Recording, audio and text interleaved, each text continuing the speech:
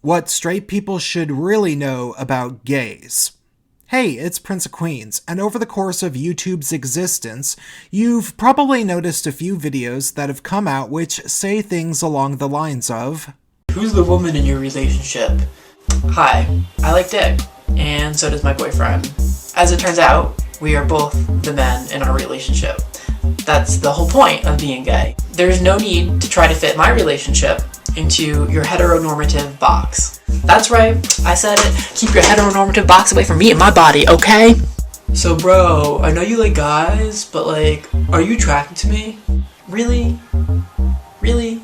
Really? Really, Davey? You seriously actually expect us to believe that's a common question from heterosexual guys? The only heterosexual guys that have ever asked me that specific question are guys that were questioning their own sexuality and wanted to hook up with me for the old college try. Sure, hetero guys will occasionally ask, "Am I good looking?" Or, "Do you think girls find me attractive?" But that's an entirely different question than asking, "Are you attracted to me? Like, do you want to have sex? I mean, you could suck my dick at least. Do you wanna?" Anyhow, that's Davey Wavy, and as far as I know, he was about the first big-ish YouTuber that broke out and made videos that were seemingly almost exclusively about being a gay guy, as he started in 2006. But here's the thing. I have a really hard time believing he's ever actually had a significant amount of straight guys as friends. Just a hunch, as a guy who has for most of my life. And of course, there's all sorts of these videos, some more obnoxious than others. "Oh my god, you guys are getting married? I've never been to a gay wedding. Can I come?" We just met you. "Oh, I don't mind." We were thinking of starting by painting the living room first. Oh, okay. What color do you guys think we should go with? I don't know. What colors do you like? Well, we had talked about pewter? Yeah. Is that a good color? Why are you at? As you've probably noticed, these videos are full of situations between straight people and gay dudes that have either almost certainly never happened. No, baristas don't ask for wedding invites randomly just because the guys are gay, or ridiculously trivial situations that nobody really is bothered by, as sane gay guys don't feel that they've been microaggressed over things that nobody, gay or straight, actually cares about, such as questions about decorating advice. Obviously, since I'm the type of gay that will flat out tell you that I'd bet these videos are almost never the least bit helpful or entertaining for anybody, I can assume that if you're watching my channel, you agree with me. Because, of course, most of my content does not revolve around being homosexual, including my gaytriarchy streams, which is really mostly just gay guys talking about other things in news, culture, and politics. And here's the thing. You've probably already noticed that the Republican Party has become increasingly gay male-friendly since Donald Trump took over, starting most obviously with Milo, but more importantly, by having brilliant gay billionaire Peter Thiel speak at the Republican National Convention in 2016, being received in this way. "Of course, every American has a unique identity. I am proud to be gay. I am proud to be a Republican. But most of all, I am proud to be an American."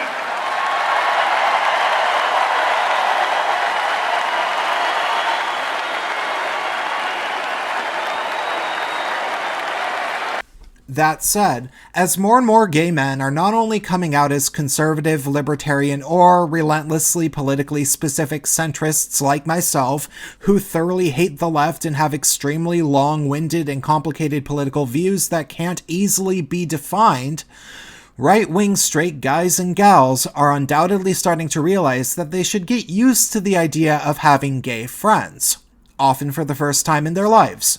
However, due to my experiences befriending a bunch of non-leftist straight guys who are just now getting used to having gay friends, I imagine there's quite a few of them that have little idea what gay guys are actually like as friends. So if you're one of them, this video will be advice for you, in terms of what to expect when you're meeting not just gay men, but non-leftist gay men that you might actually consider being friends with.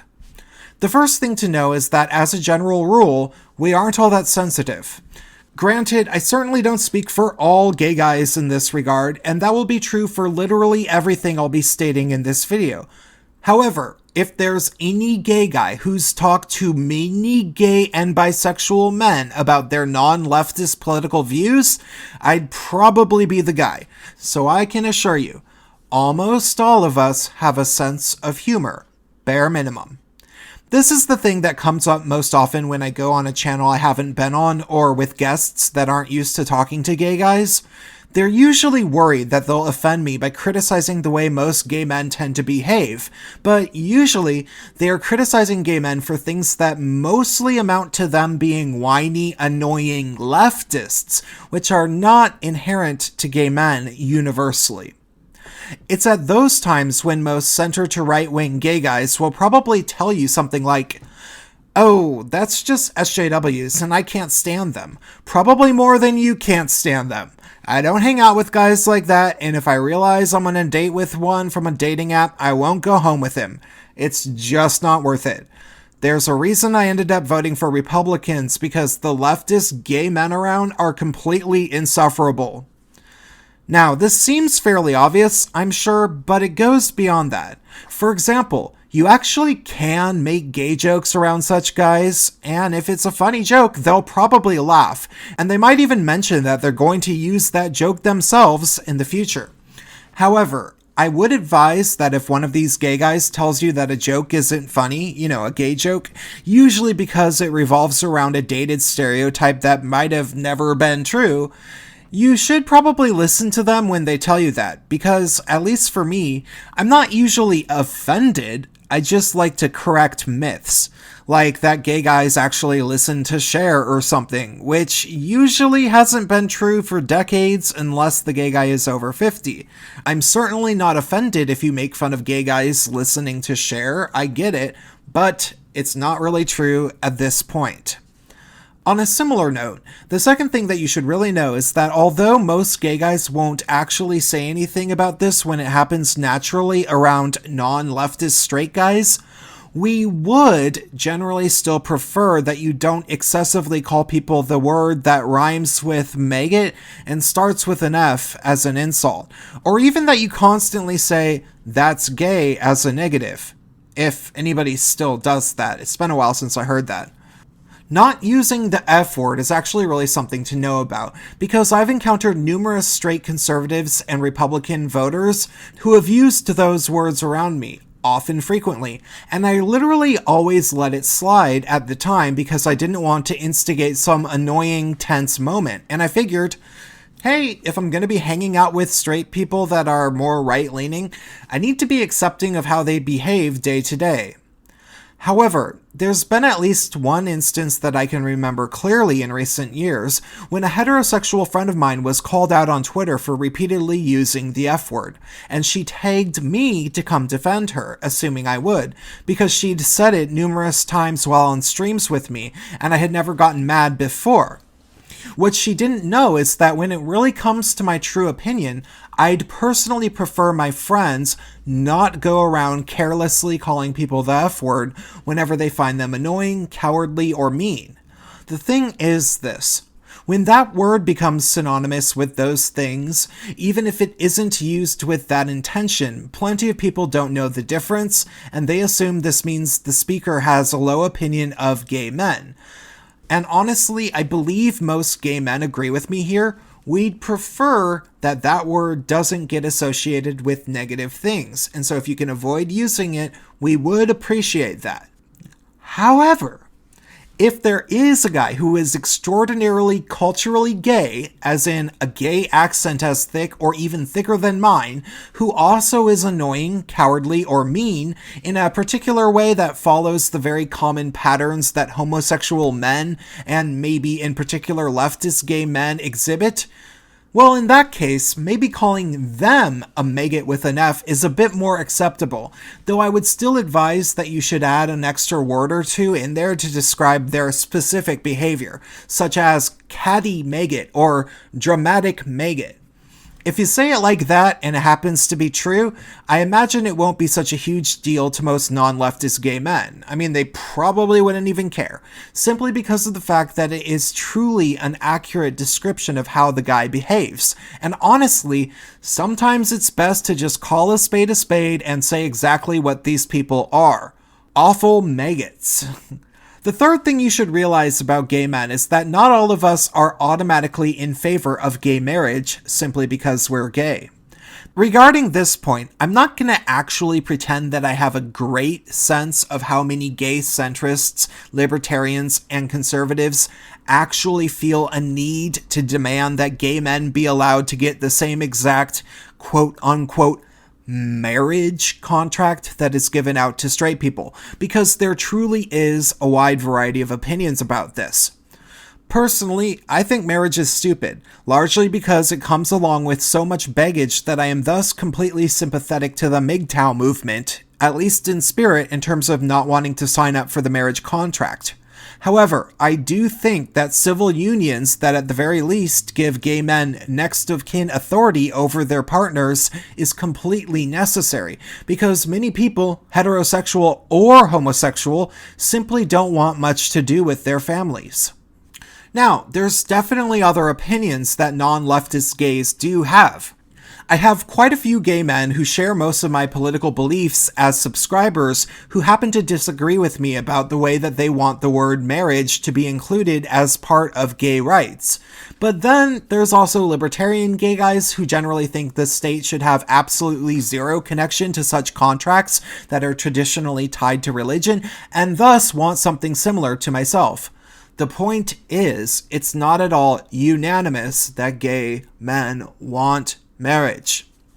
The fourth thing right-leaning straight people should definitely know about gay men who aren't leftists is that we mostly, as a general rule, do not like being lumped into the LGBTQ+ label, due mainly to the fact that this label has basically become shorthand for the T part in the dramatic majority of discourse regarding politics.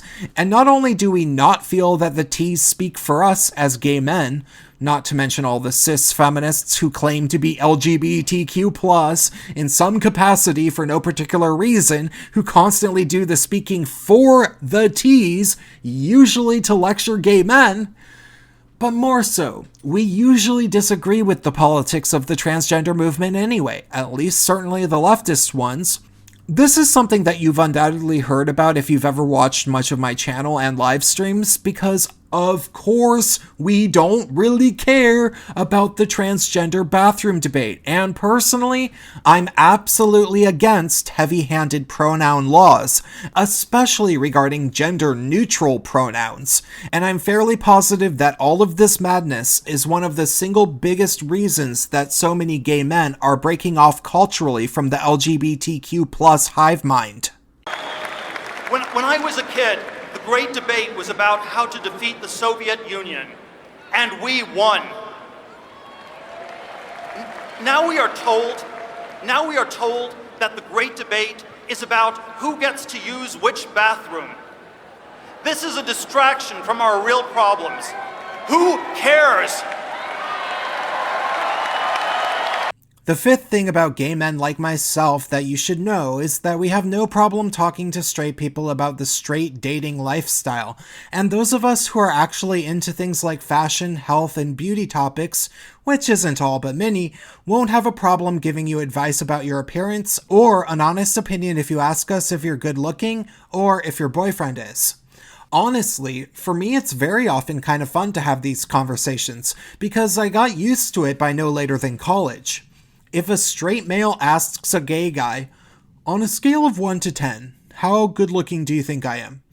You can usually expect an honest answer if you're above a 6, certainly, though we might find it hard to say anything below a 5, because usually guys are nice about such things, just to be honest.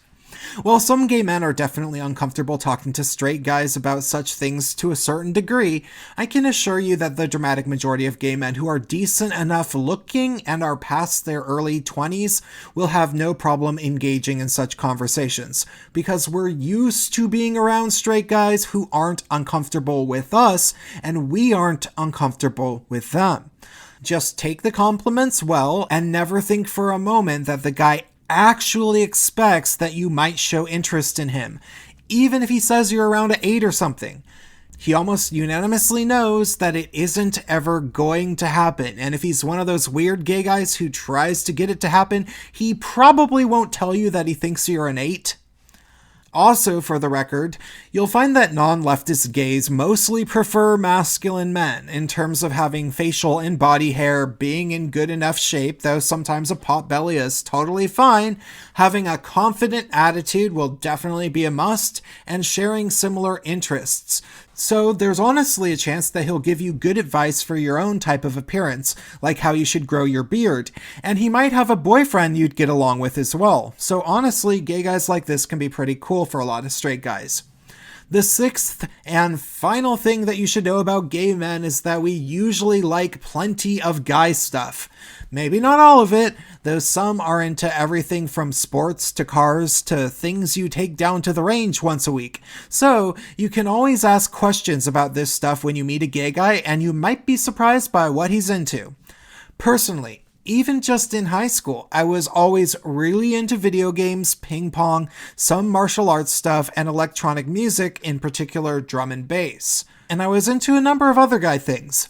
This was always generally the easiest way for me to make friends with straight guys, because they'd more than often really like the DJ mixes I recorded onto cassette tape, and then, of course, they'd take me over to their house and I'd beat them at every fighting game they had, and they'd treat me about the same as every other bro. However, this doesn't mean that gay guys aren't often into girly stuff too, like reality television, pop music, fashion, art films, or cooking.